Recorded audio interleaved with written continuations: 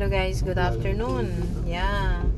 Ang hirap pong mag-ano ngayon, mag-upload ng video.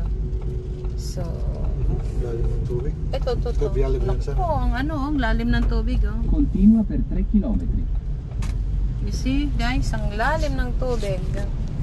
Yan, papakita ko lang sa inyo ngayon kung ano ang nagawa ng ulan. Sobrang, yan. So, umulan nga siya, okay. Umulan siya, pero sana wag na lang mag-rantini kasi sobrang init nga naman. So, ayan, pero baha dito sa dinadaanan namin. Pero naman na siya ngayon.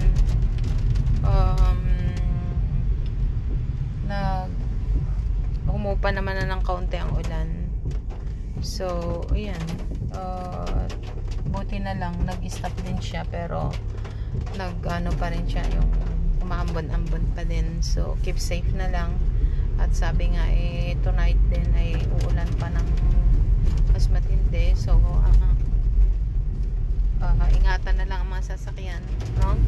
Huwag i-parking sa mga may puno dahil baka mabagsakan. Alright? So, happy Saturday. Bye-bye.